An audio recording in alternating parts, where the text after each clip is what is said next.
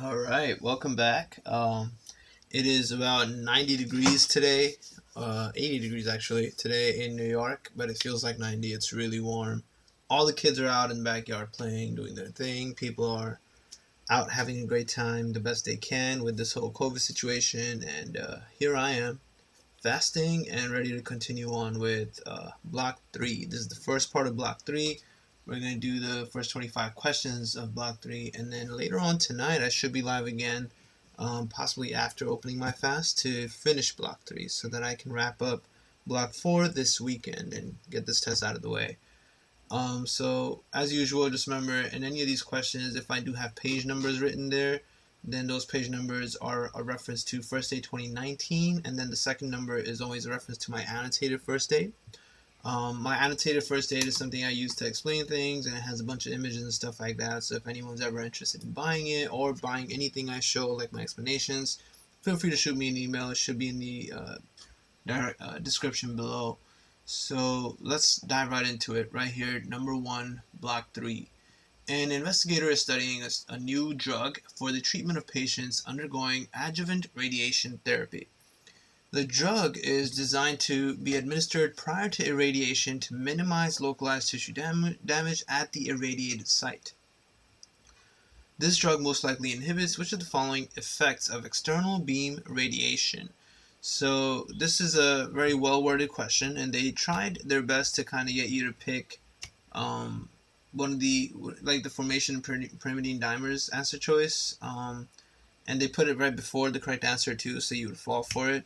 But this was not about pyrimidine dimers. So if you focus on the question, they're talking about radiation therapy, which is very different from the radiation that happens from irradiation, right? The radiation therapy over here is very different from the radiation that happens from sunlight. So sunlight, UV rays from sunlight is what causes the formation of pyrimidine dimers.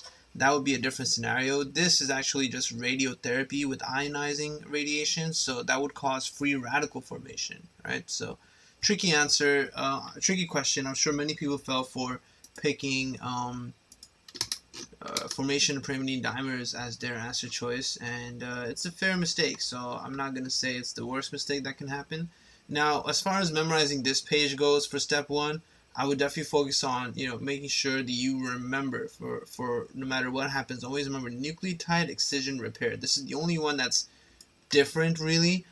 Base excision repair is almost never really a question. The only questions I've ever seen about base excision repair is the whole gel please order of things that occur.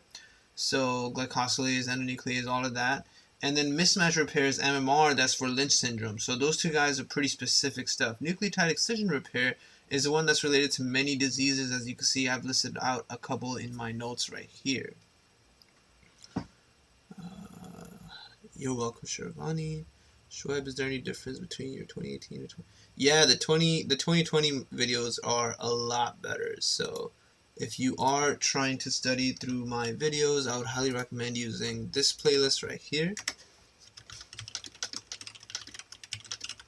I left the original videos up because people that had used it previously still wanted to have access to it, and those are pretty good too. But the newer videos here, and you can catch up from here, so you don't have to start all over again. Shoaib, you can continue from wherever you are in this playlist. It's all labeled very nicely. And just continue going from wherever you're up to. These videos are a lot better because I got better at doing this, and then of course I added AMBOSS questions, I reorganized stuff a little better, and First Aid 2019 as well as First Aid 2020 mentioned a lot more new things than compared to First Aid 2018. So you definitely want to keep up to date on at least First Aid 2019 because they had a lot of new things in First Aid 2019. On top of that, although throughout the playlist I use First Aid 2019, my First Aid 2019 is updated with the First Aid 2020 stuff, so I have the latest stuff in all my videos from at some point, so definitely use the playlist I just linked right there. Okay, so that was number 1. Let me just put the page number there real quick. It's page 40. So I'm still not done finishing writing the explanations. Like if we go to block 4 real quick, it's pretty blank still. So I'm literally like putting it together as I'm streaming pretty much every day because it's a pretty slow process and you don't want to make mistakes and stuff, right? So it takes time. Number 2, a 70-year-old man comes to the physician because of a 1-year history of progressive shortness of breath and non-productive cough. He is now unable to tolerate even mild activity. Physical examination shows clubbing of the fingers, inspiratory crackles are heard at both lung bases. A CT scan of the chest shows patchy subpleural reticular opacities.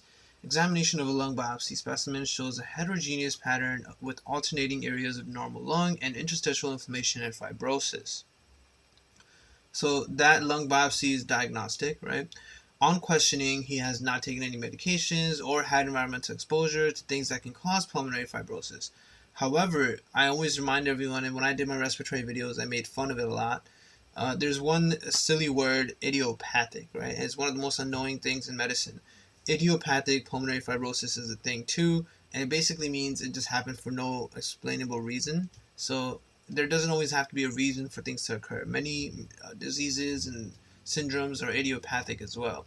They go on to then say which of the following pulmonary function tests in this patient will most likely show a result greater than the predicted range. So pulmonary fibrosis is a restrictive lung disease, right? It restricts the lung from doing its job. You look at all the values they've given you. So alveolar arterial PO2 difference, DLCO, diffusing capacity of carbon monoxide, then FRC, FVC, RV, and TV. Now, they wanted to know which one is going to be greater than predicted.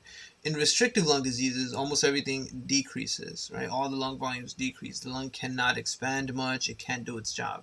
So at that moment, you can immediately cancel out answer choices C, D, E, and F, right? Because those don't make much sense. Choice B about the diffusing capacity of carbon monoxide is a confusing answer choice that not many people truly understand very well. So I'm sure a lot of people picked B as the answer, but the correct answer here is just alveolar arterial PO2 difference. So DLCO, I've written in the explanation, is low in interstitial lung diseases. All restrictive lung diseases that are not due to, right? All restrictive lung diseases that are not due to poor breathing mechanics, like muscular issues or spinal issues, and in emphysema. Those are all the scenarios where DLCO is low. DLCO is higher only in asthma, if anything. You know, worst case, like the only time you would really think DLCO could be higher is asthma, and even there it doesn't have to be higher, but it can be. The AA gradient actually increases in interstitial restrictive lung diseases due to more oxygen being in the alveoli, but faulty diffusion into arteries. Right, so the diffusing capacity of carbon monoxide is going to be actually greater than expected. So if we go back to, what is it, page 754. So here we see restrictive lung diseases, right? And they'd mentioned normal DLCO for all the breathing mechanic ones, so poor muscular effort, structural apparatus. All of these restrictive lung diseases have normal DLCO and normal AA gradient. The problem here isn't that there's something wrong intrinsically with the lung, something's wrong with the muscles around the lung or the bones around the lung that help it work, right? But as far as the interstitial lung diseases are concerned, these guys, which are actually pulmonary, there's something wrong intrinsically with the lung itself. There, the diffusing capacity of carbon monoxide actually decreases, and the AA gradient increases, right? So DLCO should not be increasing, and that's the other answer choice a lot of people might have picked. Okay, DLCO does not increase. DLCO is low in all of these restrictive lung diseases that are not due to poor breathing mechanics, and it's low in emphysema, which has damage to the alveoli, right? So if your alveoli are not in good shape, carbon monoxide is not really going to diffuse that well. Okay, that was one thing, and then the other thing, understanding AA difference, right? So you know that this patient is going to be pretty hypoxemic, and that's discussed on page 742. So a little earlier, let's take a look at that real quick. Right here, right? Oxygen deprivation. So you're going to have an elevated AA gradient anytime you have a VQ mismatch, diffusion limitations such as in fibrosis, or a right to left shunt, right? And make sure you understand what this right to left shunt thing is about too. So anytime you have more air that's stuck in the arteries and not enough going into the alveoli, that's where you get an increased AA gradient. The amount of air in the amount of oxygen in the arteries is much better than the amount of air or oxygen that's actually going crossing over and diffusing through the alveoli. So not a bad question. This one was a little annoying. So, a 4-year-old boy has a 1 centimeter round midline mass just inferior to the hyoid bone.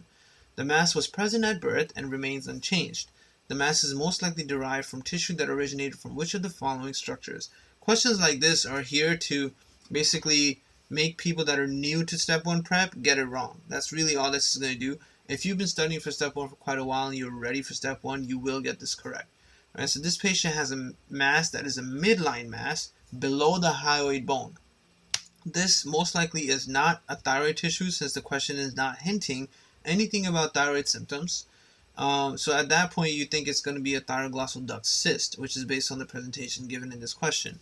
This mass would move with swallowing compared to a pharyngeal cleft cyst, which is usually on the side and not in the midline anyway. The ectopic thyroid tissue would be an answer choice of thyroid, which is not given. The thyroglossal duct cyst is a derivative of the tongue, which is why it moves with swallowing. Anytime you move your tongue, the thyroglossal duct cyst moves too. Right? And they were nice here not to really put anything about thyroid as an answer choice, but tongue is the answer you could pick. Other answer choices, depending on how much experience you have, you might fall for trachea, you might fall for submandibular gland, or even a pharyngeal arch, depending on how much you studied that embryology. Right? That embryology is pretty annoying. It's hard to recall and retain, but the more times you look at it, the better you get at it. And every time you look at it, you're supposed to come up with good mnemonics and memorization tools. And the pharyngeal arches don't really have much to do with a midline neck mass, right? So this was really just about the endocrine embryology right here, right? Thyroid development. You have your foramen cecum, thyroglossal duct, right? And then the thyroid gland. And if your thyroglossal duct should disintegrate and go away. If it does not, then you can get a thyroglossal duct cyst, right? And that thyroglossal duct cyst is an anterior midline mass that moves with swallowing or protrusion of the tongue. Anything you do with the tongue, it'll move. Versus a persistent cervical sinus, which is on the left, and that one is related to pharyngeal things, but not a pharyngeal arch. Is related to pharyngeal cleft, right? Cleft cyst, not an arch. So they tried to confuse you as much as they could, but nothing insane. Now, this here is an osmosis video, so I'll link it in the chat right here. But this is an osmosis video that really has good visuals to help you understand this, and you should never get it wrong again. In the video, they also draw out the hyoid bone, which is significant, and was another easy hint at the fact that this is just a thyroglossal duct cyst. Number 4 is about nephrotoxicity. A 35-year-old man with quadriplegia develops a urinary tract infection. He was admitted to the neurology unit of the hospital 7 months ago.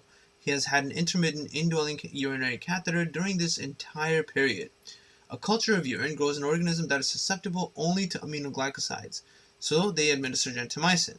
If nephrotoxicity occurs in this patient, it is most likely to originate in which of the following labeled sites depicted in the drawing of the nephron shown. So most issues that occur with the kidney anyway are usually related to the PCT, especially with things about nephrotoxicity. So it was a pretty safe answer to pick, even if you've never really studied about that. Most medical students will know aminoglycosides have nephrotoxicity, but not know exactly what part of the nephron it'll damage. But based on your experience of how many questions you've done in renal, you would be able to guess and think, okay, it's probably the PCT, right? So the nephrotoxicity targets the PCT. Nephrotoxic drugs cause acute tubular necrosis, which is an ischemic event.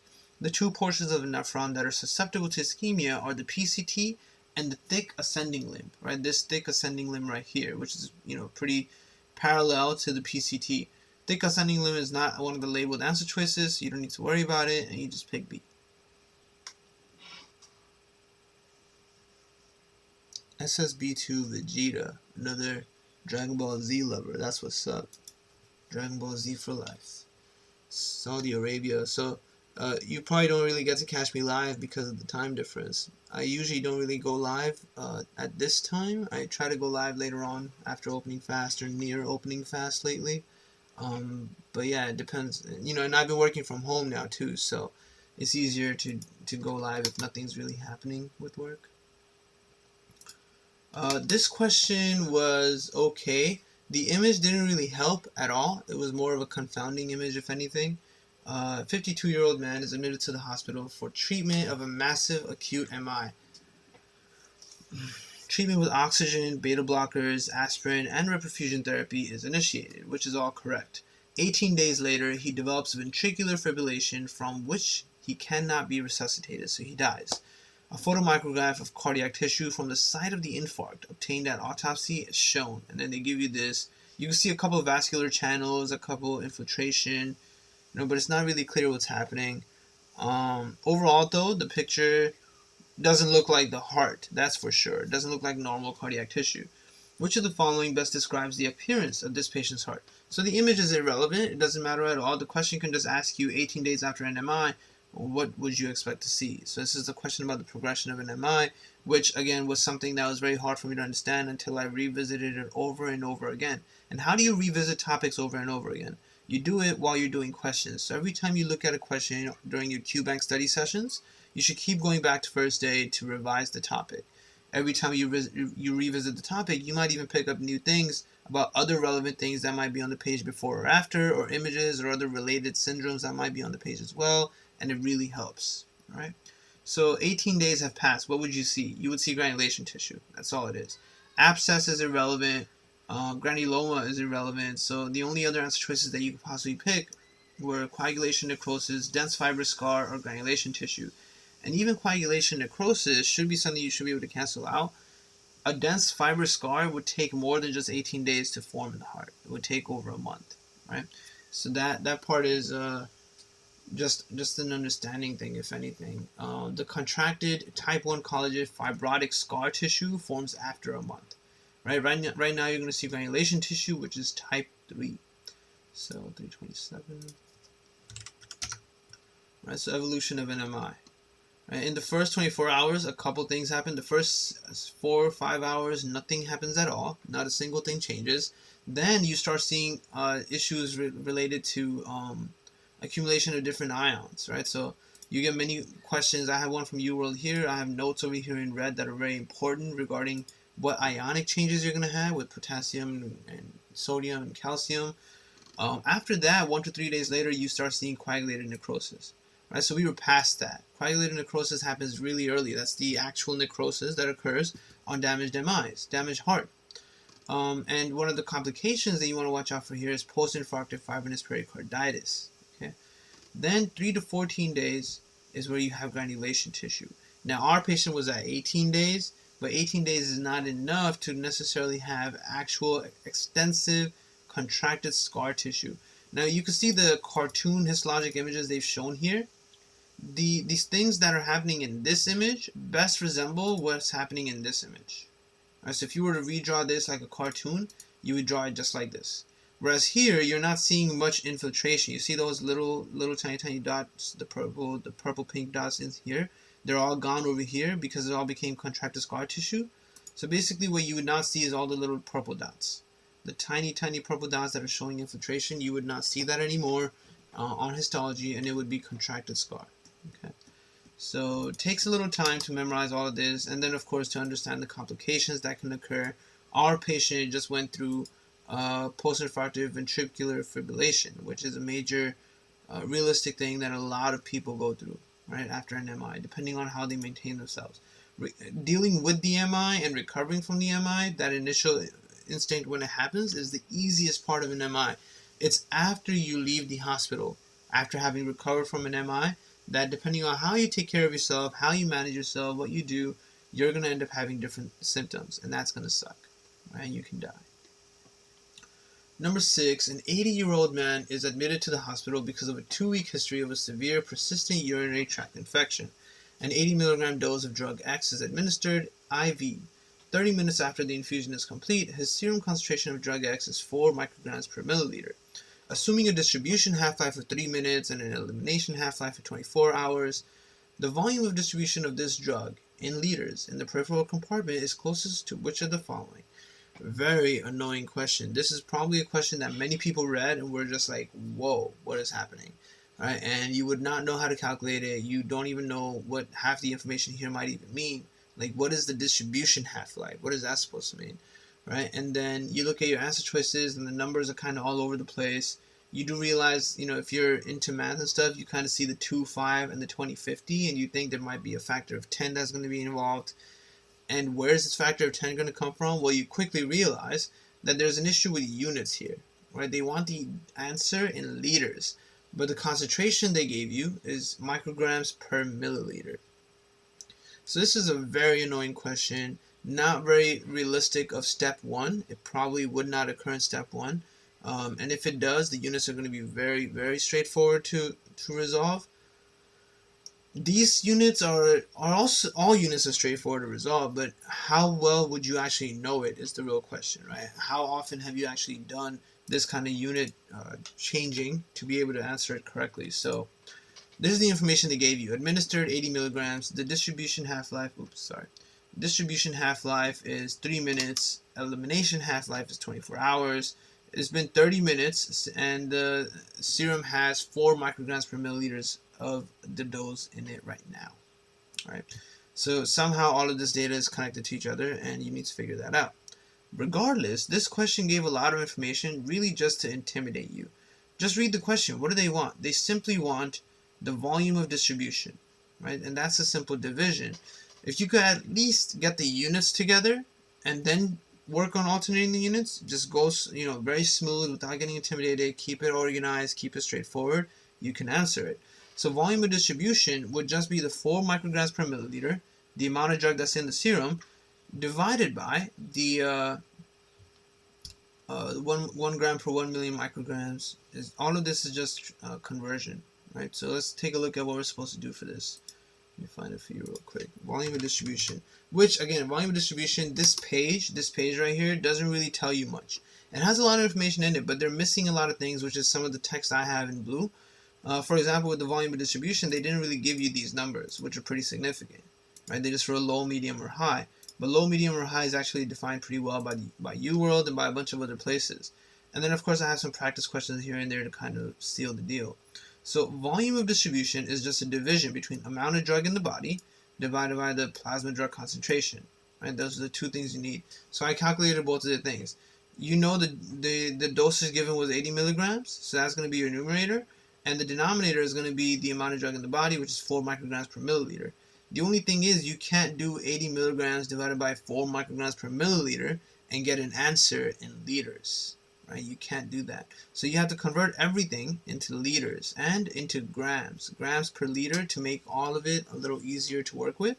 So the 4 micrograms per milliliter, you multiply that by 1,000 milliliters per liter, right? So that the milliliter units will cancel out. And you multiply by 1 gram per 1 million micrograms. You should know that conversion factor. Once you do this multiplication, you get 0.004 grams per liter. And with enough experience, you would actually be able to convert 4 micrograms per milliliter to 0.004 grams per liter if you ever see it again, which is why doing such questions is nice. So if on your next test, you have a question that tells you serum drug concentration is 7 micrograms per milliliter, you know right away that means it's 0.007 grams per liter, right? Very, very, very tiny number, which makes sense because you're talking about very big units. Same thing with 80 milligrams. You know very easy to convert 80 milligrams into grams is 0.08 grams, right? You do the division, you get 20 liters, and that's your answer. Right? So this question was actually a giveaway question based off of your comfort with working with units, your knowledge of understanding the metric system, which is obviously far better than the other measurement system because metric systems are based off of values of powers of 10 and it's very simple to work with, right? A microgram is 1 million, right? 1 gram is 1 million micrograms. You have to remember that. Micro is 10 to the 6. So just an experience thing, really. I don't think there's anything else to talk about here. But, if you didn't know how to solve this question, if you were scared when you saw this question, when you did this test, and if you get intimidated when you see such questions like this, get comfortable with it, right? I've been stressing that a lot in this NBME 24 explanation. Get comfortable with it. You need to be comfortable with things that stress you out because you're going to see it and you don't want to get it wrong. This is a giveaway question. As a math major, I have always appreciated when I can actually solve and get the answer rather than having to guess and think and figure things out based off of physiology and pathology and not have a solid answer that I can prove, right? Much better that way. This was an excellent question to revise some neuro, right? So number 7, 68-year-old man has loss of pain and temperature sensations on the right side of the face and the left side of the body, paralysis of the vocal cords on the right, and an absence of the gag reflex on the right. Which of the following regions of the brainstem most likely to be involved? If you've done all your neuro revision, especially if you've done it recently, then you know immediately this is pica infarct. And they had a question, question number 26 of block 2 was also about the posterior inferior cerebellar artery, pica infarct. So how do you get this? This section right here that's given, you need to be very comfortable with it. You need to know all the different parts that are going over here, where all the different nuclei are, what the blood supply for each one is, what all the different parts are called, as it's all labeled here. You need to be very comfortable with it. This is actually very high yield for any neuro question you're going to get on your tests. Okay, so there's no reason to not be able to do this. You should be able to redraw this, relabel it, you know, talk about what all the different parts do. Based off of that, you'll be able to answer questions, because they told you vocal cord and gag reflex. You need to know what nuclei those things are related to. Based off of those nuclei, you can cancel out other answer choices.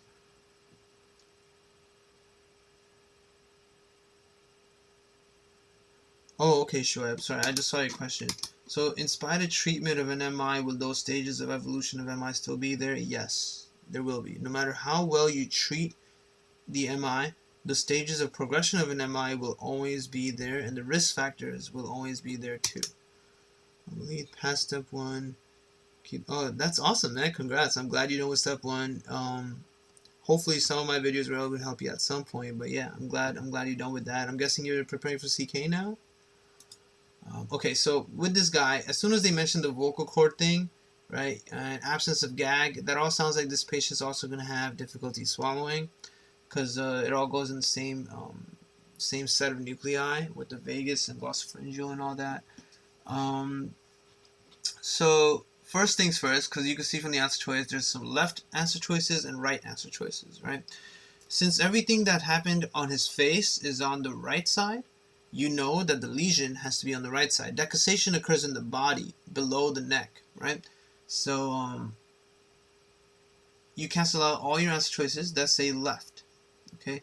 So you're pretty much done with half the answer choices. You cancel out B, D, F, and H, okay?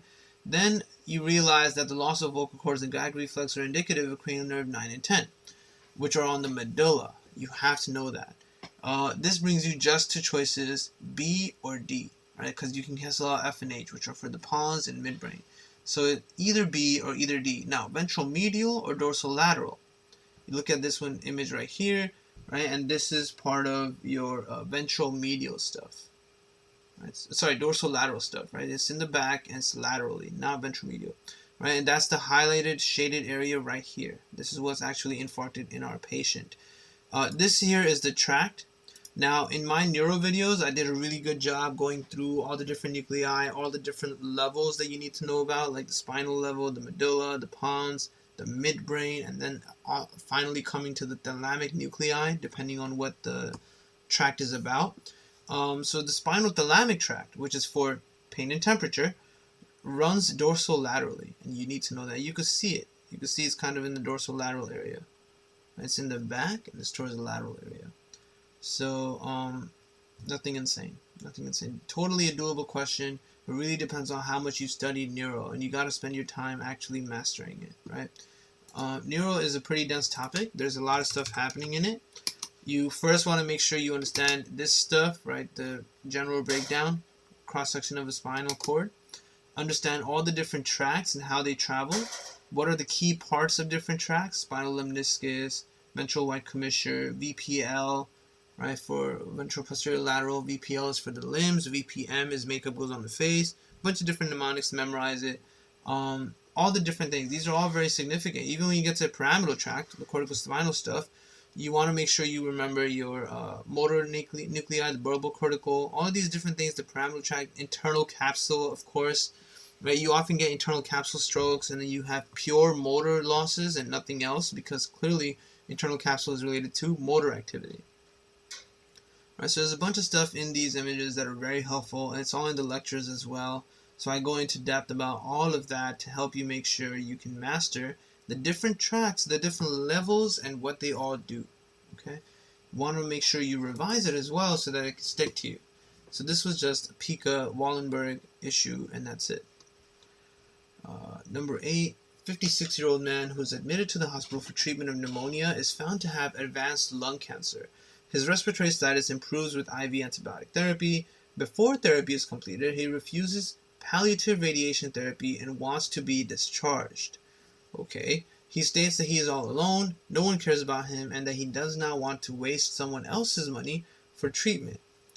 He promises that he will return in 6 months after he makes money from selling his invention that will cure arthritis. Which of the following is the most appropriate next step? Now, if some patient like this told you he's going to come back after selling something that's going to cure arthritis, you would think that something's not correct with his mental capacity, right? What is the most appropriate next step? Arrange for ambulatory administration, determine if the patient has decision-making capacity, institute home care, seek a court order, or transfer him to psych ward.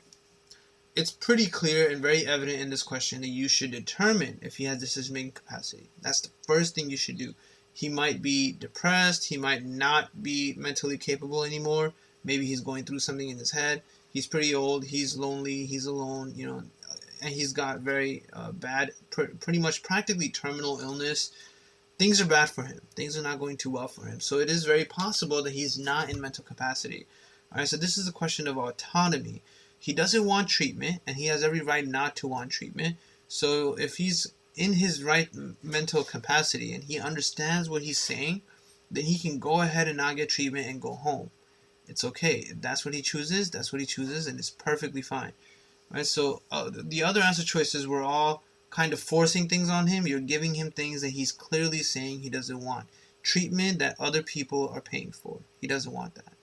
Okay, so pretty straightforward ethics type question.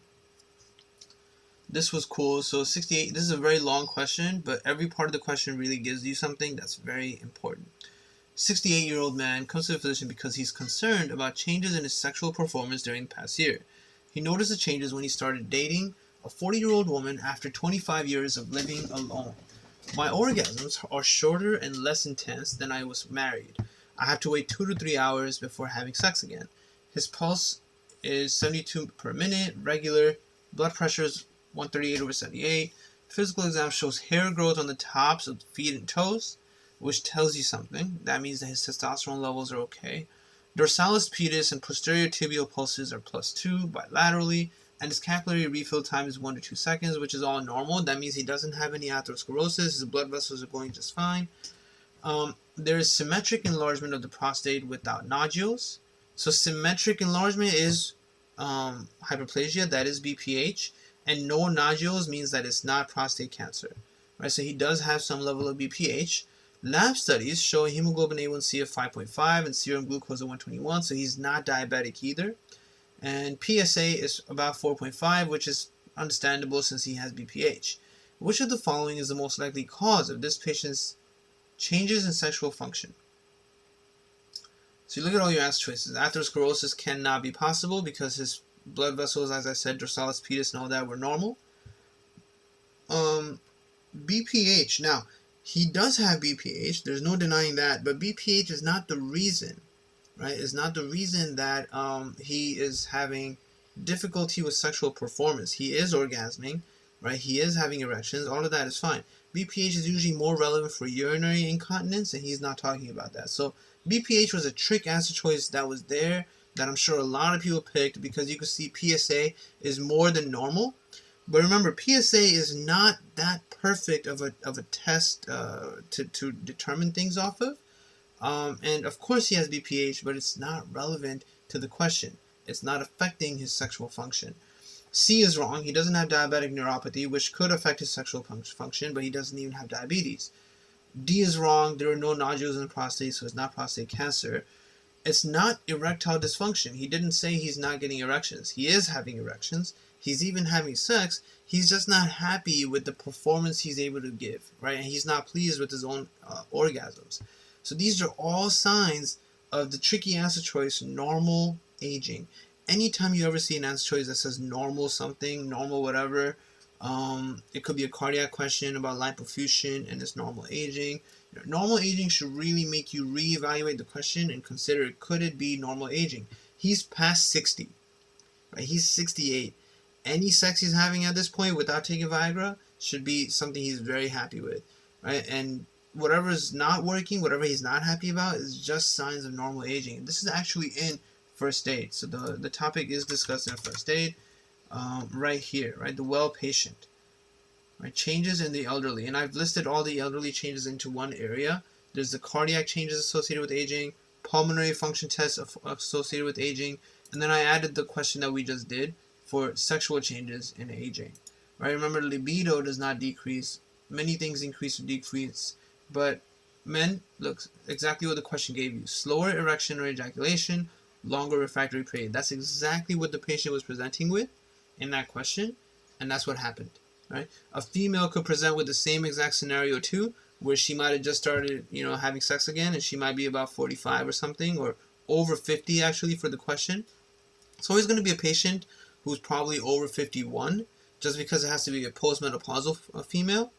And she might have vaginal shortening, thinning, and dryness, and this all is also normal aging, right? Postmenopausal. So very good stuff. You can see here NBMEs love asking. So another one question had NBME 20 had a question about the same kind of thing, normal aging of the heart, right? So it's a very common recurring theme. Where's people? Sheeta. What if we get a question about a corona patient that wants to go home? What if a corona patient refuses treatment?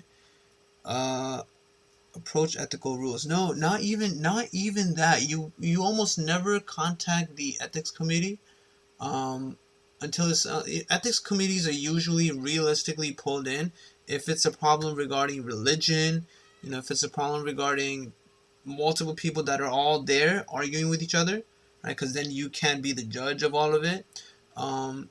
If a corona patient comes in and doesn't want treatment, you still have to restrain them and treat them. They do not have an option. Autonomy, remember, there's a bunch of things with autonomy, right? So it's not just autonomy that you care about in such a case scenario. So that was a great question. Let's actually talk a little more about that. Because autonomy is balanced out with the other things, beneficence, non-maleficence, and justice, right? Sure, the patient has the right to not get treatment, but if this disease, if this condition, if this problem can cause problems to other people, then it's not just about them anymore, right? It's not just about them anymore. Autonomy of not getting treatment is usually something that's tested regarding cancer. Cancer only affects you. So if you have the cancer and you don't want to get treatment for it, that's completely okay. It's up to you. You go home. You might die later. Those are the decisions you made. But since it's contagious, exactly, it's not. The pandemic is because it's a contagious thing, right? So anything contagious, even with the highly reportable diseases, those things as well. If you have a highly reportable disease that is contagious and can cause disease to other people and spread, you must get a treatment. Okay, so autonomy is no longer going to be the thing there. You don't ask the patient, hey, do you want treatment? You have to quarantine them and let them be. Now there might be a rule about quote unquote treatment with corona exactly, like right now in today's time, May 2020, we don't really necessarily have any solid treatment for corona. But if a patient says they don't want treatment, at the very least, they still have to be quarantined and put away. They can't be just allowed to walk around for free, free with freedom and all that, because they're going to spread the disease. Right? Even if they say they'll stay quarantined at home, it's not necessarily that clear. So there's a bunch of confusing little rules here and there, but you never really need the ethics committee for things like this. Almost never is it that you call the ethics committee, right? I still have yet to see a question where the ethics committee is actually the right answer choice. So if anyone does ever see such a question, definitely feel free to share that with me, email it to me. I'd love to, talk about it with everyone else, because it's almost never the case. Never happens. I wonder sometimes what the ethics committee even gets paid for. I guess they set rules and talk about things, but they don't actively have to do anything. Alright, so this was normal aging, not bad. Okay, number 10. Public health consultant is contacted by a health maintenance organization for recommendations about primary health prevention techniques for a population of women ages 30 to 40 years. Which of the following is the most appropriate primary preventive recommendation for this group? So again, you can see this is another question coming from chapters that you probably didn't really spend much time on, right? Public health science, patient care, etc., really weird topics, right? All of these things are not really topics you spend a lot of time on. but these are things you need to master the first time you went through it. Right? I always tell everyone in that video I made about how to study in the revision videos that you need to finish all your higher general principles as soon as you can. Get through the principles as quickly as possible, because then you go into systems and there are different days and different times that you can come back and revise principles. So for example, cardiovascular is one of those topics I said that you don't go revise anything, because cardiovascular stuff is such a big, dense topic. That would be a good time to go back and revise simple things like this stuff, right? So healthcare delivery. We just revised public health sciences, the well patient. Then you revise healthcare delivery. And this stuff here, primary is preventing, secondary is screening test, tertiary is actually treating. Quaternary, which also often gets tested, is identifying patients at risk of unnecessary treatment. Right, so at this point, quaternary basically means that you failed the first three things, so you already got the disease, you're getting treated. Now you want to make sure you don't over-treat, right? Protecting from the harm of new interventions, right? Electronic sharing of patients' records to avoid duplicating recent imaging studies, right? Very important to not over-treat. You don't want to order 2 MRIs for a patient. If you don't want to order an MRI for a patient that might have just gotten an MRI, so you make sure electronic records of all the data is shared, is available. Right? All of these things get tested. Our question is about primary disease prevention. This is basically teaching. Primary is just teaching. Right? So health promotion through conversations of exercise, diet, smoking cessation, right? And then of course vaccinations. Vaccinations are also preventive. Right? So almost never is the question about vaccination, because vaccination is preventive and everyone knows that. So that's pretty easy to give away. Of all these answer choices here, only one of them would be a conversation to teach something regarding this group of women who are ages 30 to 40 should be having conversations about regular exercise. More specifically, UWorld teaches weight-bearing exercises. Right? So women ages 30 to 40 need to invest their time into weight-bearing exercises so they can prepare for the skeletal issues revolving around menopause, right? Because after 40 come your 40s, the 42, 43, and all those ages, and many women in America tend to hit menopause between 40 to 50, right? Depending on their obesity levels and stuff like that. So of course you want to regularly exercise. Questions about a low-carb diet would not necessarily, I feel like this is kind of a unfair answer choice here, this one. Right, this is a pretty unfair answer choice, but again, that's what NBME is notorious for, doing stupid stuff like that. But B and C, I wrote here, B and C would be relevant to an overweight group, but that is irrelevant here, right? However, I guess that's the main thing here. Like you could be on a low carb diet, but that's not the best conversation to have with a woman that's 30 to 40 years old, because it would only really help with the weight part, how much weight they have, but it wouldn't make their bones stronger and muscles stronger. So regular exercise would be more significant, I guess. But again, I still think it's a pretty unfair answer choice to have here. The other answer choices are all irrelevant. Abstinence from alcohol for this group, no. HIV testing every 6 months for this age group, not necessarily. Annual mammography, no. Okay, so none of those things are things that you do. Now, also on top of that, annual mammograms, this would be not a primary, but a secondary, because mammograms are a screening test, right? Secondary prevention.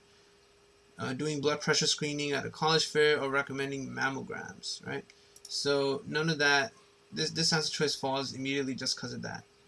Okay, HIV testing is also pretty much not exactly preventive. It's not a vaccination, it's testing, so it's kind of like a screening test.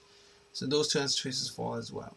Right, so the only things that could bear preventive conversations are A through C, and picking something from those was really based off of the age group you're talking to. So regular exercise was the best conversation to have with them. This question was about sexual differentiation. Okay, so a 17-year-old girl comes to the physician because she has never had a menstrual period. She is not sexually active. She's 5'11", almost 6 feet tall, weighs 110 pounds, BMI is 15, breast development is Tanner stage 5, and pubic axillary hair development is Tanner stage 1. Okay, so almost no pubic or axillary hair development. Pelvic exam shows a blind vaginal pouch. Which of the following is most likely to be found on further testing? So this is something that happens a lot in reproductive questions. UWorld does it too, where they'll tell you it's a 17-year-old girl simply because she was raised as a girl, but this is actually a guy. right? This is an XY patient. And that's clear because of the pelvic exam, a blind vaginal pouch, which means that she doesn't really have a full vagina. She doesn't have the upper inner vagina, the internal vagina. She probably doesn't have ureters or ovaries either. So based off of that, you can figure out, a certain list of diagnoses, cut it down to that, and then figure out the exact diagnosis based off of the pubic and axillary hair development. Right, so besides other problems, it also looks like the girl's not eating at all. I don't know what the point was for this question to have a BMI of 15. That's kind of extreme anorexic, right? So that's really weird. They didn't really even put answer choices that would fit anorexia as an answer choice, but whatever. So, the most likely case is that this patient has X-linked recessive androgen insensitivity syndrome. Androgen insensitivity syndrome. The patient is probably a male with a disorder of sexual development. The blind ending vagina means that the lower vagina, which is external, developed, but the upper vagina, which is internal, did not. Right? So that's what's discussed over here. So you have your proximal vagina and distal vagina. This patient developed the distal vagina, but did not develop the proximal vagina. Right, as well as the fallopian tubes or uterus. None of those things developed in that patient. So you can cancel out any answer choices about that, like streak ovaries or uterus. Those are all incorrect. But this patient did develop the distal vagina, which comes from this aspect of things, right? Estradiol mainly. It doesn't have to be estradiol from ovaries, but just any estrogen that's working. But it's clear that this patient must have had testes that made Mullerian inhibiting factor, and none of this formed. Right? So understand that. Make sure you understand that. Any female with blind vaginal pouch means that she did not form the proximal vagina. And the only reason you would not make the proximal vagina is because your paramesonephric Mullerian duct went away. And the only reason it would go away is because you have MIF. And the only reason you could have MIF is because you have testes and you are a male, XY.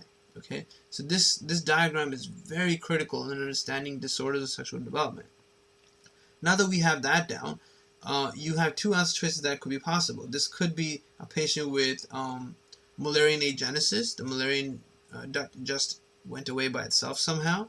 Or it's androgen insensitivity syndrome. The giveaway for androgen insensitivity syndrome was the lack of pubic and axillary hair. Right, so that would make answer choice D, increased serum testosterone concentration. Right, the testes make MIF and cause the Mullerian duct to disintegrate. Testosterone, estrogen, and LH will all be high. Right, which is why they put answer choices like A and B in here, which are wrong. So not a bad question at all. Vikram's asking if the age group for this previous cancer was different, would the answer change for that question? Yeah, it would. If this was about, let's say like college students maybe, then, a conversation about abstinence from alcohol or abstinence from alcohol would be more likely. If these were the same exact answer choices, and they said maybe, a group of students that are 18 to 24, you would talk about abstinence from alcohol because that's what everyone does in college, right?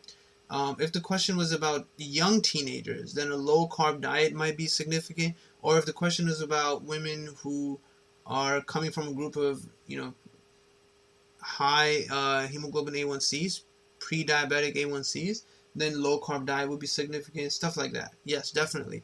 The group of people you're talking to changes what you're talking to them about. All right, number 12. 50-year-old woman is admitted to the hospital management of an acute exacerbation of heart failure. Very long question, but also a very cool question, and it's a very realistic thing. This can actually happen in your practice anywhere in the country. She has been admitted to the hospital more than 8 times during the past year for similar episodes. On admission, IV administration of a diuretic is begun, and her fluid intake is restricted to 2 liters daily. Her temperature is pretty normal.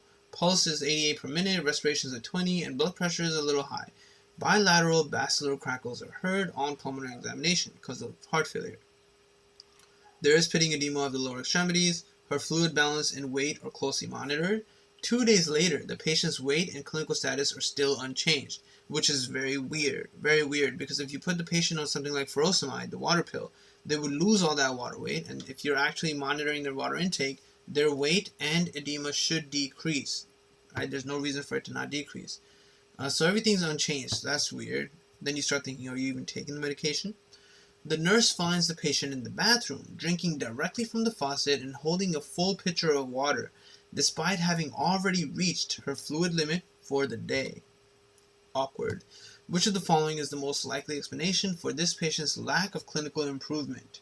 So it looks like she wants to stay in the hospital, and you look at answer choices and you see all these things: conversion disorder, diabetes insipidus, antisocial personality, SIADH, factitious, all of these things. There are some ways that some of these answer choices can be argued for, but the best answer choice is factitious disorder.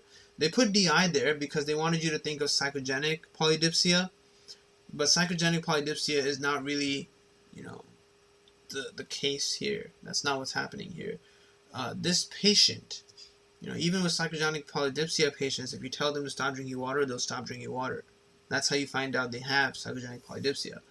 This patient wants to make it a fact that she has a disorder. That's how I always think of factitious disorder, right? So she is making it a fact that she has a disorder. That is factitious disorder. Symptoms are intentional. Motivation is pretty unconscious, right? She doesn't know full well that she's doing this, and the patient just wants to be sick and get sympathy, right? So factitious disorder is one of the psych things that you want to make sure you understand really well, especially in comparison to the other things that are here, like malingering, where symptoms and motivation are intentional. Maybe you're going to get money for it or something. But in factitious, the motivation is unconscious. Patient consciously creates physical and or psychological symptoms in order to assume a sick role and get medical attention or sympathy, not money or any other kind of reward. Okay? If you impose it on self, that's Munchausen syndrome, which is what our patient was doing. If you put it on another person, that's by proxy. And that's actually a form of child or elderly abuse. Conversion disorder is where stress is converted to paralysis. Right? Illness anxiety disorder is an anxiety issue. Right? It's an anxiety issue. This is a hypochondriac, right? Where you have a preoccupation. You have an anxiety of having a serious illness. Right? Very well named. I love how this is named. Illness anxiety disorder. You're very, very anxious. Oh my God, do I have cancer? Oh my God, do I have diabetes? Oh my God, test me for this, test me for that. But you don't have anything. Everything's okay. All right? Somatic symptom disorder is a somatic thing. It's a bunch of bodily complaints. Abdominal pain, fatigue, blah, blah. You keep coming back to the office to get different things tested. Nothing's actually wrong. Right? So all of these things are conditions where nothing is truly wrong. And they all get tested. They all get tested. NBME can ask you questions about any of these things. Alright, it's not a bad question at all. Number 13. This was actually pretty good too. A 65-year-old woman with controlled type 2 diabetes comes to the physician for a follow-up exam. At her last office visit 1 year ago, physical examination and lab studies showed no abnormalities. Temperature is 99 F, pulse is 82 per minute, respirations are 18 per minute, blood pressure is pretty normal. Physical exam shows no other abnormalities. Lab studies show slightly low hemoglobin, urea, nitrogen, creatinine are high. Abdominal ultrasonography shows decreased size of both kidneys. MR aortography shows bilateral proximal renal artery stenosis. Which of the following is the most likely diagnosis? So there is a lesson to be learned in this question. When they're talking about bilateral renal artery stenosis, you should be able to cut down the answer choices to just A or C, atherosclerosis or fibromuscular dysplasia. This patient has A, atherosclerosis. Okay. There's a lot to work with on this question. She has bilateral proximal renal artery stenosis. You can cancel out choices B, D, and E. B is unreal. D and E affect large proximal vessels of the ascending aorta, so none of those things are irrelevant. Atherosclerosis affects the proximal 1/3 of renal arteries and is the #1 cause of renal artery stenosis. And they made sure they told you that in the question, right? Proximal renal artery stenosis. Fibromuscular dysplasia affects the distal 2/3 of the renal artery. That's the part of the renal artery that's connecting to the kidney itself. And is the #2 cause, the second highest cause of renal artery stenosis. This patient was fine in her previous visit 1 year ago, right? At her last office visit 1 year ago, everything was okay. This means that over the last 1 year, she must have had like a dietary change or some kind of atherosclerosis progression where it became symptomatic. Right? Atherosclerosis is a very long-term developing problem. So it might have been getting bad up to this point, and then after that last visit, it got much worse. Fibromuscular dysplasia on top of that usually occurs in women of childbearing age, and this woman is 65. Okay, so there's a lot of little things you want to make sure you know to be able to pick answer choices apart. Otherwise, both answer choices look very equal. Schwab, patient with slightly liver enlargement due to fat accumulation may have shoulder pain due to phrenic nerve disturbance. Yes, that is possible. That is definitely possible. Right, so this wasn't so bad at all. They tried to make it. I mean, they were nice actually. They didn't put fibromuscular dysplasia as answer choice A. They put atherosclerosis as answer choice A. And when you see it, you should start thinking about it, and it was the most likely answer choice. Okay.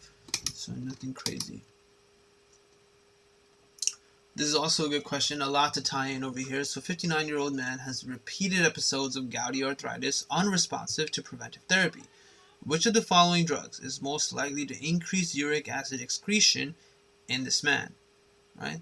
So he's been on preventive therapy, but it's not working, whatever preventive therapy he's on. Now, treatment of gout is pretty significant. You have preventive therapy, and you also have therapy that's acute.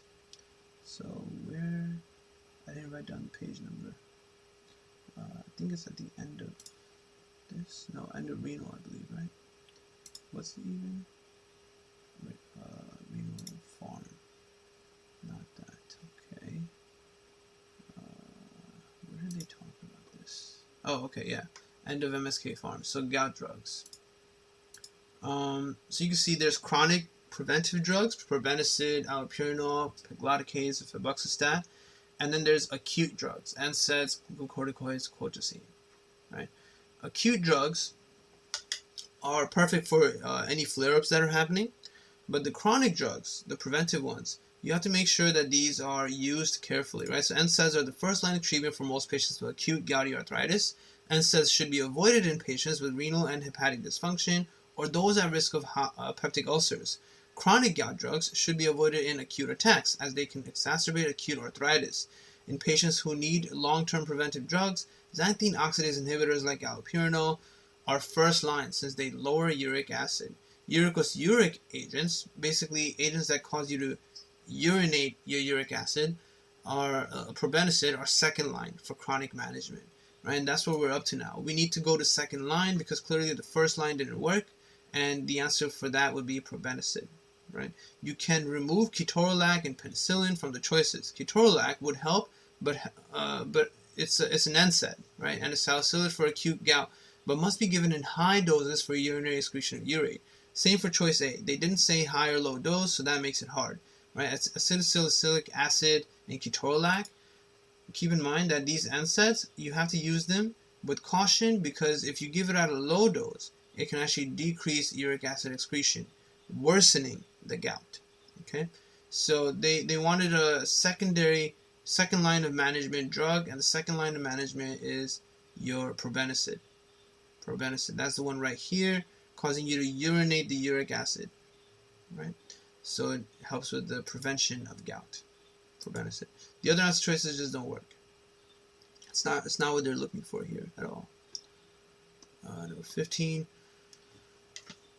They've asked about this before in a previous NBME as well. 35-year-old African-American man comes to a physician for a routine examination. Recently read a pamphlet at a health fair on the importance of screening for skin cancer. He enjoys sailing and usually goes out on his boat every weekend when the weather is nice. He does not use sunscreen, but he states that he does not burn. Physical exam shows no abnormalities. This patient is at increased risk for melanoma at which of the following locations? Now, being an African American, depending on how dark his skin is, he wouldn't really necessarily know if he's burning, right, being in the sun.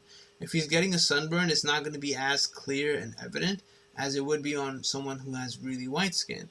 So that being said, he needs to be careful with that aspect too. He should still use sunscreen, because if even though he's not at a risk of melanoma, because melanin of his skin is going to refract most of the sunlight, he's still at risk for it, even if it is a lower risk, and he needs to save his skin, right? It's good for the skin as well, so definitely needs to use sunscreen. But the question was just pointing at the palms. This is actually a topic that's also discussed in first aid. So this is a recurring theme. It's come up in previous NBMEs that I've done as well. This is acral lentiginous melanoma, a melanoma on the palms, soles, and nail beds. It's uncommon, but it is the most common melanoma in people of darker skin or even Asian descent. And Asian people, like people from China or Korea, would have really white skin. However, for some reason it occurs to them too. Melanin in darkly pigmented skin can provide an SPF, some protective factor, of 1.5 to 4. Amount of UV light getting through is 1 divided by SPF, so an SPF of 4 reduces UV radiation by 75%. Areas without this protective feature are most at risk, which is palms and soles. All right, palms, soles, and nail beds. So that's on page 531. Right over here, actually, earlier. All right, so they talk about melanoma. I added some pictures here to show you what it would look like. And they mention it, right? So where is it? Acral, right? Acral lentiginous, this one. Right? They actually have an image too, image I. This one right here is on the heel. Right, on the heel. So you could tell this is an African American patient, darker skin. But he has it on the heel, which is not even really a sun-exposed area. Right, so very interesting stuff. And very unfortunate. I don't know the likelihood of being able to treat that very well, what the prognosis is, but hopefully the prognosis is not that bad. This was also a question that was asked multiple times. Even in this test itself, question number 7 of block 2 was also about the same exact question. A patient with cancer who is being treated with high-dose chemotherapy has severe bone marrow suppression. Which of the following cytokines is most likely to be beneficial for the bone marrow suppression? So that would be A. Anyone with bone marrow suppression, you give them GM-CSF. That's it, right? Bone marrow suppression. The other answer choices are stuff you should know very well, though. You should make sure you know your interferons, all your interleukins, your TGF-beta, and your TNF-alpha. Must know. Those are all the things of immunology, and you're supposed to revise it as many times as you need to. Write it out on a piece of paper, look at it every day.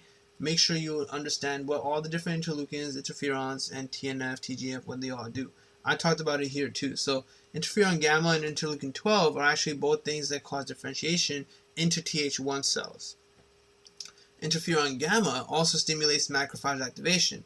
Interleukins 2 and 4, because 2 squared is 4, actually causes differentiation of Th2 cells. Interleukin 4 from hot T-bone steak causes switching into IgE and IgG. Interleukin 6 is the K part for acute phase reactants. TGF-beta and interleukin 10 actually attenuate the immune response, and they work with your regulatory T cells. TNF-alpha is for cachexia and the maintenance of granulomas, which is significant for people who might have latent TB, so you don't give them TNF-alpha inhibitors like the golimumab and all of that stuff, right? Very important to know all of these guys very confidently and well, okay? Page 121 actually talks to you about the rest of those. All right, so our question was about this one, GCSF, right? Granulocyte colony stimulating factor. Now, you would give GM-CSF, which is also a possible answer choice, only if they also need monocytes, right? So this is pretty highly tested because anyone with just missing platelets, you would just give them thrombopoietin, like romiplostin and Trompavag. And anyone that has anemia, you would just give erythropoietin too. So those are the easiest. But giving filgrastim versus sargromstin really depends on what they're missing. Are they just missing granulocytes, or are they missing monocytes also? This question, this was actually pretty annoying. I got this wrong, mostly because I've never really seen a question being asked in this manner, but it does a good job teaching you something. So the breakdown of dipeptides and tripeptides to free amino acids takes place primarily in which of the following areas in the GIT? Now, I obviously have been doing this while I'm fasting, so I feel like this should have been something I got right, but I messed it up. Oh, I forgot to write the answer here. It's A. All right, so I thought that this would be your, yeah, I think I put D for this one when I did it. So, and there's a reason for that, and I'm sure a lot of people did as well. So the correct answer here was intestinal mucosa. The duodenum is where pancreatic proteases like trypsin and chymotrypsin break down proteins to peptides. These peptides get further broken down into amino acids in the brush border of the intestines. Right? Very, very important. So in my case, I only thought about pepsin, and I was like, yeah, protein breakdown. That actually starts in the stomach, and then I put stomach, you know. But the question was very specific. They wanted you to answer, where do peptides get broken down to free amino acids? And that occurs in small intestine from an enzyme I've actually never seen before called erepsin. Right? Erepsin is in the small intestine. It takes peptides and breaks them into free amino acids. Whereas duodenum has trypsin, right, coming from trypsinogen. Trypsinogen gets activated into trypsin when it mixes it with some acid, and that takes polypeptides and breaks them down into the dipeptides that they're talking about, right? So very tricky question. Never really seen this before, but worthwhile to learn, I guess. I'm sure it's not high yield in any way whatsoever, but it's one of those things that once you learn it, you never forget it. Okay.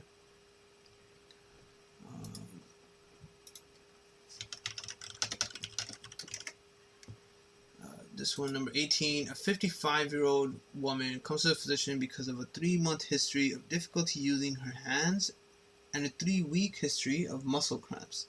She has had a 20-pound weight loss during the past week. Neurologic examination shows tongue fasciculations and lower extremity weakness and atrophy. Sensory examination is fine. A lesion at which of the following sites is the most likely cause of these findings? So you can see from what they told you, lower extremity weakness and atrophy and tongue fasciculations, these are all signs of lower motor neuron injury. Right? So you look at your answer choices and they were nice enough to just put lower motor neuron and you just pick it. And these are all the exact things you see in lower motor neurons. Also, because it's just a motor thing, her sensory examination is perfectly normal. So it's just a motor thing, which would be the reason you would cancel out a lot of these answer choices. So I canceled out the answer choices for you guys as well here. Let me just put this down real quick so it's nice. Okay. So choice A, the cerebral white matter. What is white matter? All right, so let me just find something real quick. What are we talking about with white matter versus gray matter? So this image actually does a pretty good job talking about what is white matter and what is gray matter. I'm going to put that here too. So white matter, right? The white matter, as you can see in this image, versus gray matter. White matter is actually just a connection, right? It's the part that forms the deep parts of the brain in between gray matter, such as the basal ganglia and brainstem. So here we're looking at the spinal cord. This same stuff continues into the brain, and it mixes in a very intricate manner. It serves to help coordinate communication between different brain regions.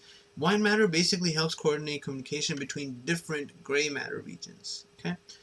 Choice B, in contrast, gray matter, which is as choice B, corticospinal tract and the spinal cord, gray matter comprises the main components of the brain, and they look pinkish due to capillaries, composed of neuronal cell bodies, dendrites, glial cells, and synapses.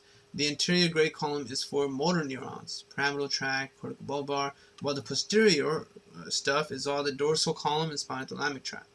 Right, those are all your gray matters.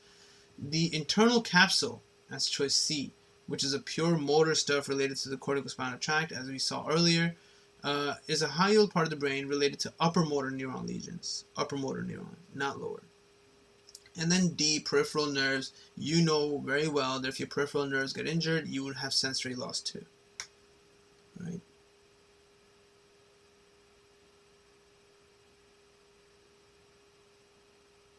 Yeah, CVS and respiratory are pretty big chapters though. They do take revision over and over.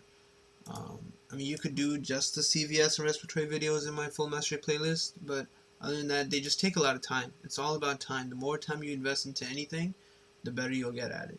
You know, so this stuff, let's go take a look at it in the book. 577. So a lot of neuro questions in this test too. Motor neuron signs, right?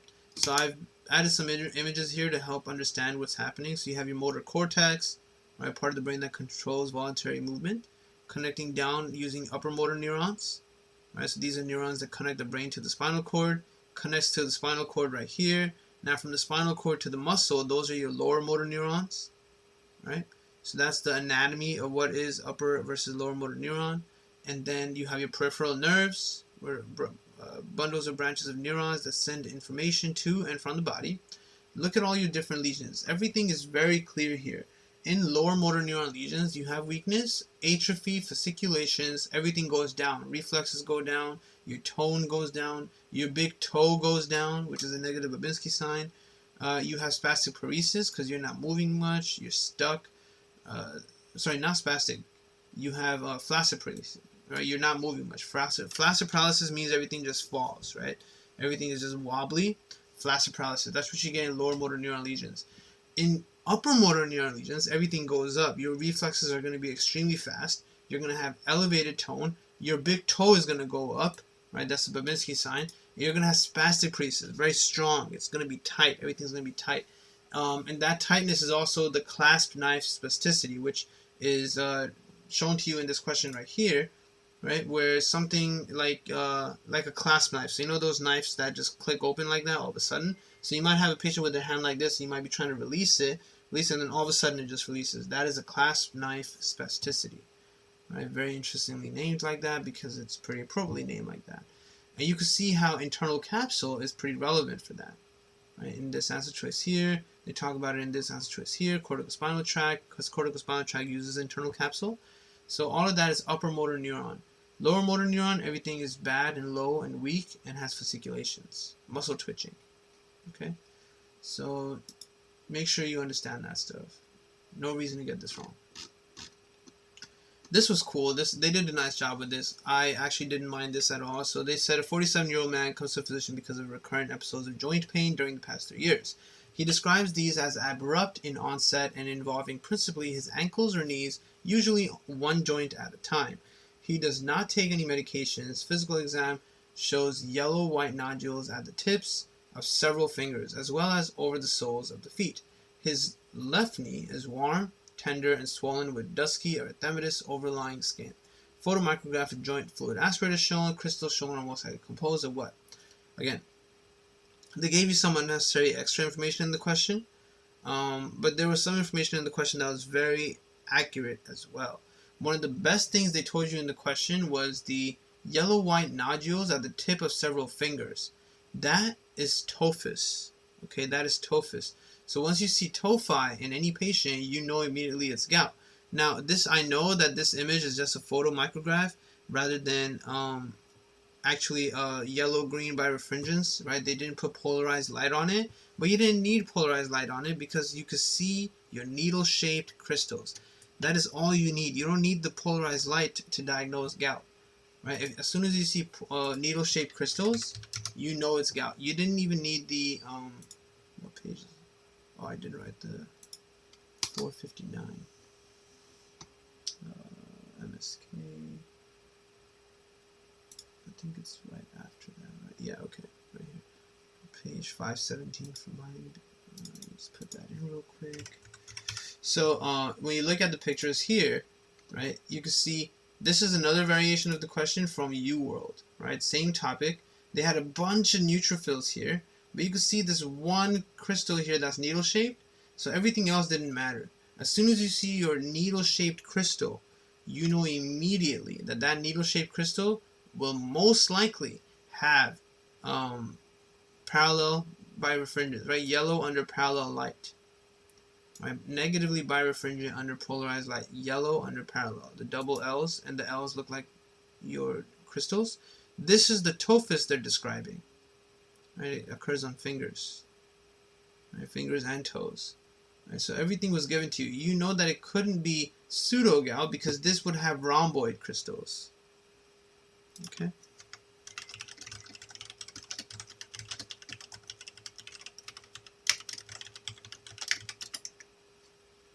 Did I write that correctly? So yeah, perfect. Right, so not so bad. I mean, they tried being tricky with it and not give you the color, but no other crystals that are relevant for step 1 look like this. So that's all it is. Number 20, a 28-year-old man with chronic hep C comes to the physician because of fever and progressive shortness of breath during the past 2 days. Temperature is 102.7, which is high, so he has fever. Pulse is 110, respiration is 28, blood pressure is normal. Physical exam shows wasting and intercostal retractions. Crackles are heard over both lung fields. Chest x-ray shows diffuse hazy infiltrates. Leukocyte count is 2,000 per millimeter cube, of which 90% are segmented neutrophils and only 5 and 5 are lymphocytes and monocytes. To help explain the cause of his illness, this patient should be tested for which of the following other chronic viral infections. Alright, it's not bad at all. I mean, look at this. This guy has hep C, and he looks like he's suffering. There are 2 things that gave away the diagnosis. One, the fact that he has hep C. You have to think about how somebody can get hep C. And then number 2, his leukocyte count. right? You can see that 90% of neutrophils, but he seems to have lost lymphocytes and monocytes. 5% of 2000 is only 100. So if you imagine that's a CD4 count, a CD4 count of 100 is pretty bad, right? At that point, he's diagnostic of AIDS. So you would test him for the virus, HIV, and you would diagnose him with AIDS. So be very careful with that too. You would find HIV, but he would be diagnosed with AIDS now because of his very low lymphocyte count. Okay, so not a bad question. There was no reason to pick CMV, EBV, hepatitis D. Right, Hep D is actually something you get co-infection with Hep B, not Hep C. And HHV6 was irrelevant too. Okay, this is not relevant here. So let's take a quick look at HHV6 actually.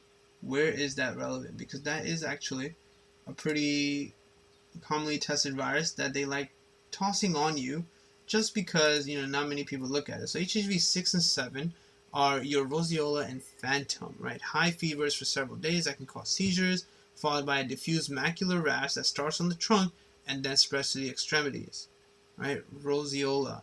This one, HHV7, is actually the less common cause. So usually the answer is HHV6. Okay, and they show you the rash right here on the trunk, right? In my book, I've got a bunch of images from AMBOSS that kind of break each one of these down for you. So make sure, you know, you can pause here and take a look at it as well. All right, so this one is roseola right here. Okay, very high yield stuff. Pediatric things, they love asking you about pediatric things on step 1 because not many people tend to spend too much time on it. But you can definitely do it. You know, you can definitely study it on your free time and master it the best you can.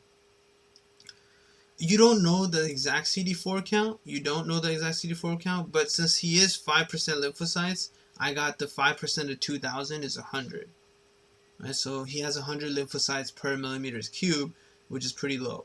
That's not how it's supposed to be. So he's gonna, when you do actually check for his CD4 count, that will also be very low. Okay. Thankfully, they didn't give you, they didn't want you to give more information anyway. But of all the answer choices, HIV was the best one to pick. He definitely has HIV. Oh, and I said the other thing. So how else can you know he has HIV? How do you get hepatitis C? Hepatitis C is most commonly gotten through IV drug abuse, which is by sharing needles most times. And when you share needles with people, that is another way to contract HIV. Right? Hepatitis B is the one that you most commonly get through sexual intercourse. So that one would be a different case scenario. 21, 73-year-old woman has easy fatigability for 2 years. She had an ileal resection for Crohn's disease 10 years ago. And anytime you ever read that, ileal resection, you have to remember the ileum is very important for vitamin B12 absorption. Crohn's disease loves testing you, even step 1, you rolled everyone. Crohn's disease loves testing you on the vitamin B12 deficiency aspect of losing your ileum.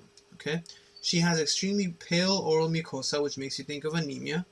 Peripheral blood smear is shown. Which of the following is the most likely mechanism of the disorder? So when you look at the peripheral blood smear, you're seeing megaloblasts. You're seeing big red blood cells, right? And they're big for a reason. You want to make sure you know that reason as well. So let's go back and look at the heme thing, page 453. Right? Why does it become so big? So your macrocytic anemias are right here, folate deficiency, B12 deficiency, and so on. Let's go to the B12 part right here, right?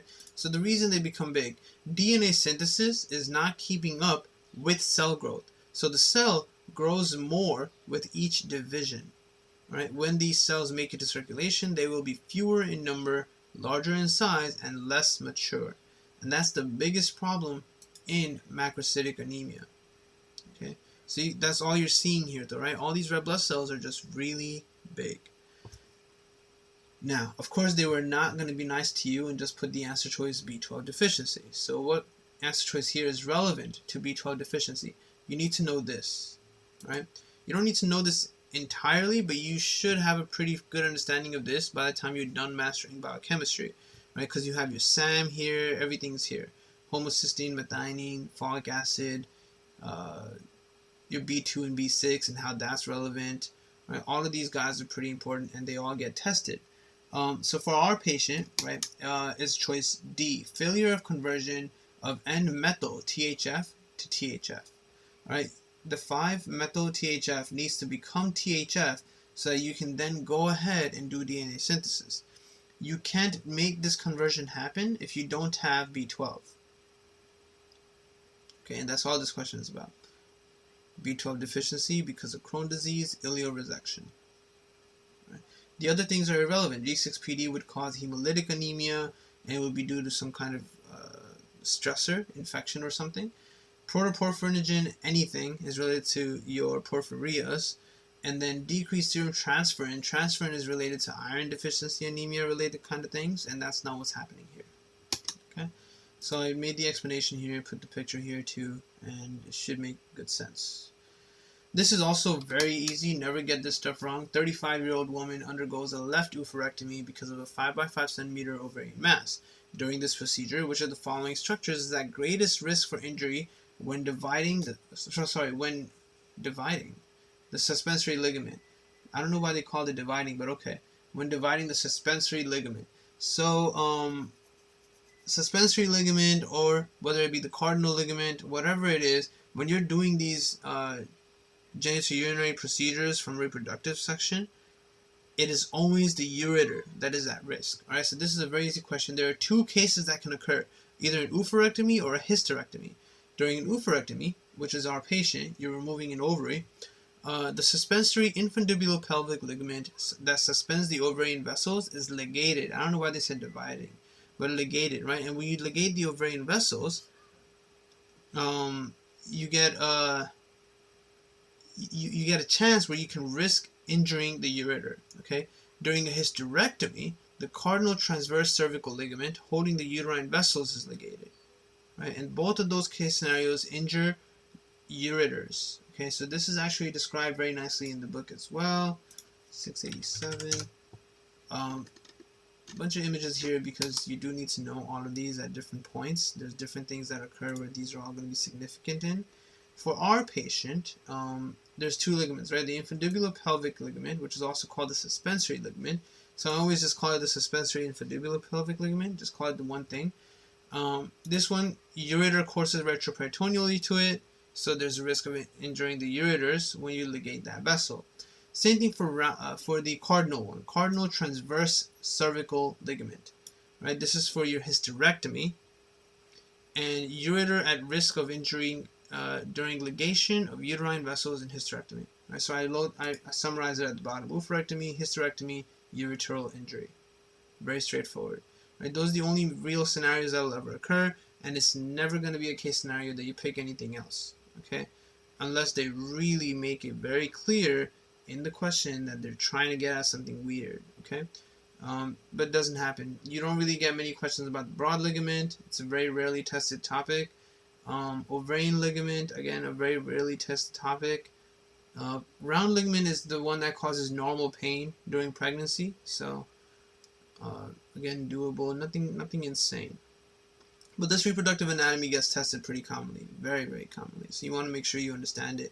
Know also all the blood vessels. Keep in mind that this ovarian artery, right? This ovarian artery, just like your testicular artery, those come from the aorta directly, right? Ovarian artery comes directly from the aorta because remember your ovaries and your testes both developed in the renal area. So blood supply comes from the same area. Right, which is significant because then if you ever ligate the other stuff, like if you ligate the internal iliac artery, the internal iliac artery ligation will not kill the ovaries, and that's commonly tested, like in this question right here, right? Internal iliac. If you ligate the internal iliac artery, it's okay. The ovaries will still be supplied very well because it has ovarian arteries. All right, so nothing insane there. That's what the given is. Oh, it's okay. She can type it too. It doesn't matter. Everything's on the screen. As long as everyone's getting what's happening, that's all that matters. And feel free to ask any questions, guys. It's all good. Number 23. 45-year-old man comes to a physician because of progressive daytime sleepiness. Daytime sleepiness in a 45-year-old man. When you see something like that, you immediately come down to one of two things: sleep apnea or narcolepsy. He says that he frequently wakes up in the night and has been told he snores loudly. He is pretty tall, weighs a lot. 350 pounds is a lot, right? So it's pretty bad.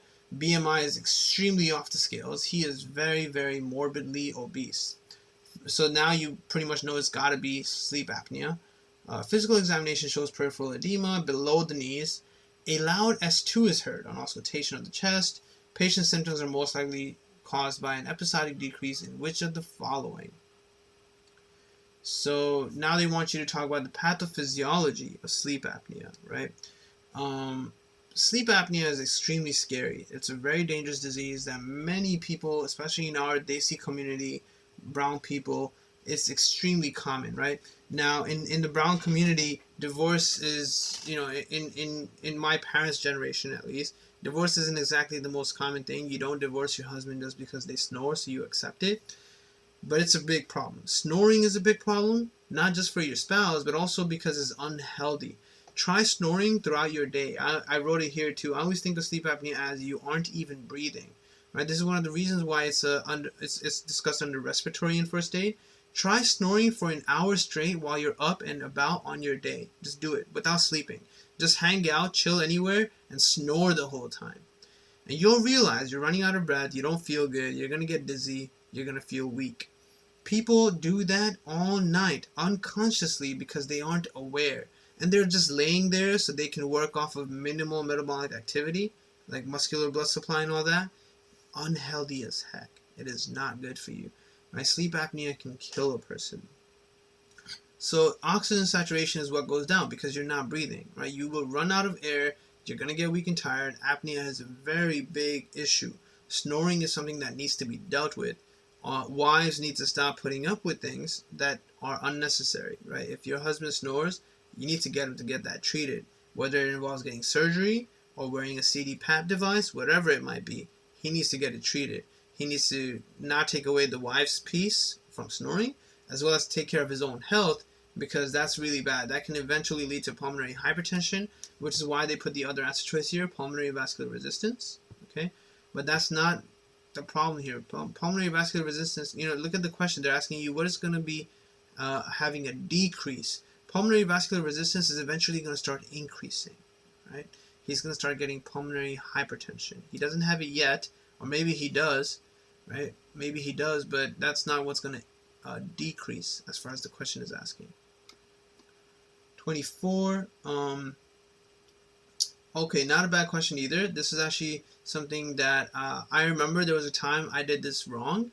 It was a URL question. I learned it, never got it wrong again. 9-year-old boy who was adopted from an African country 2 weeks ago is brought to the physician because of difficulty walking and fatigue. Femoral, popliteal, posterior tibial, and dorsalis pedis pulses are equal and full, which means it's not a cardiovascular problem. Neurologic examination shows weakness of plantar dorsiflexion and foot intrinsics. He has a broad-based ataxic gait. Sensation to light touch is decreased over the lower extremities. Vibration sense is absent. Lab studies show low hemoglobin, so he's got anemia, hematocrit is low, but everything else is fine, and LDH is high. This heme panel that they're showing you here tells you that something is killing his hemoglobin, but it's not microcytic or macrocytic. Neither of those, right? Because his corpuscular hemoglobin concentration and volume are normal. His platelet count is normal too, which is irrelevant, but okay. Patient most likely has a deficiency of which of the following vitamins? And then they put B12 here to really trick you. They should have put B9 as answer choice A to also trick you. They should have had niacin as another answer choice because it's an African country. But they were pretty nice to you in this question. The correct answer here is E though, right? Because he doesn't really have any. So vitamin E deficiency and vitamin B12 deficiency present very similarly, right? And I talk about that in the rest of the explanation. This patient has neurological deficits, but without megaloblastic macrocytic anemia, which is what happens in B12 deficiency and B9 deficiency. This patient has anemia that is most likely due to hemolysis, hemolytic anemia. Vitamin E is an antioxidant that protects RBCs from free radical damage. Deficiency can lead to hemolytic anemia and demyelination of the posterior columns and spinocerebellar tract. Posterior column, which is sensory, and spinocerebellar tract, which is for ataxia. Often confused with B12 deficiency, which is similar presentation. B12 deficiency causes macrocytic megaloblastic anemia, so the mean corpuscular volume and the MCAC, these things would be higher, increased, along with subacute combined degeneration, which involves the posterior column, spinocerebellar tract, and the lateral corticospinal tract, which is a descending tract for motor activity.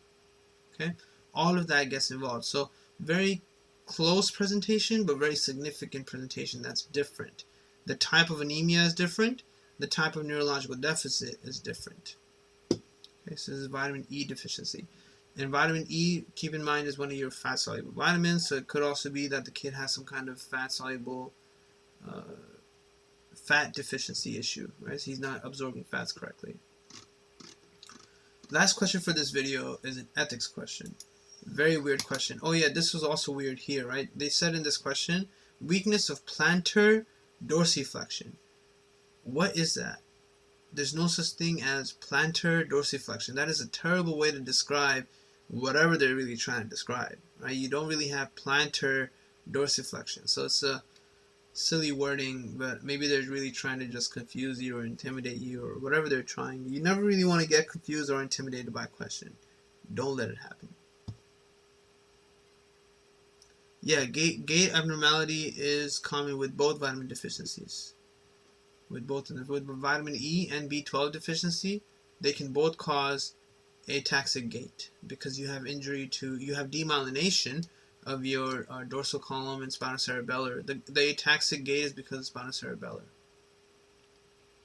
Alright, so this was a really weird question. 13-year-old boy is brought to his physician by his mother for an examination prior to participating on the school bowling team. His mother says that he has asked to be excused from gym class this year because of chest swelling that began 6 months ago, so he doesn't want to go to gym. He's reluctant to take off his shirt. Physical examination shows bilateral, 1 centimeter, mildly tender, rubbery nodules palpable under the areolar region. Sexual development is Tanner stage 3. Pretty normal. After empathizing with the patient about how he may be embarrassed by his condition, it is most appropriate for the physician to state which of the following. So remember, you never want to lie, right? You never want to give false reassurance. So most boys experience this between the ages of 9 to 10 years. Is a bad thing to say because that's not true. What is this that the kid is experiencing? Puberty, right? And you don't experience puberty at 9 to 10 years. That would be very precocious puberty. This 13-year-old is experiencing normal puberty. This will typically resolve within the next 12 to 18 months. That is a safe answer choice. By saying typically, you're not bound to anything. Typically means it might or it might not, but it should resolve, and that is correct. We need to do a few blood tests. That's unnecessary. There's no blood test necessary for his slight bit of boob growth. Okay, you'll gradually get more comfortable with your own body. False, right? No one can decide when he's going to get comfortable with his body. That's silly. That's not one of the best things to say. And then you're the only one who really notices it is also a lie. Hell no. All his classmates are noticing it. And they're all probably making fun of him for it too. But it is what it is, right? So he has to just hang out and get through it. Eventually it should go away. So this is normal, mildly tender, rubbery nodules under the areolar region because of puberty. Strawberry, that's the only E antioxidant vitamin deficiency will present with gait abnormalities. What about other antioxidant? No, the other antioxidant vitamin deficiencies aren't as critical. Vitamin E is the most significant antioxidant vitamin. So even if you, in vitamin E deficiency, obviously that guy has the other antioxidant vitamins, but vitamin E is the only one that really does the job when it comes to red blood cell protection. Okay. So other antioxidant vitamins, they don't really cause much red blood cell protection. So you would probably get gait abnormalities there as well. But I'm not 100% sure about the... So other antioxidant vitamins would still cause red blood cell destruction, but not necessarily gait disturbances. Gait disturbances only occur with vitamin E deficiency as far as antioxidant vitamins are concerned. And vitamin B12 is not an antioxidant, but it also has neurological things involved in it, so you get gait ataxia. The only things you'll ever really get tested on in terms of vitamins and gait ataxia is related to vitamin E and B12. Those are the only two that really have direct impact on your neural development. B2 and B6, not so much. And of course, they're going to mention, hopefully, they're going to mention more things in the question than just that. Okay. So that's it for now. I've written a few more explanations up to the end of block 3, but I don't think I finished. Where am I up to? 140? Yeah, I haven't finished. I think I'm up to right here. Yeah, 34. So 16 more questions and I'll be done doing the explanations of block 3. So I'll come back later on to continue this. But yeah, keep studying hard, guys, and I'll see you again very soon. Thank you very much.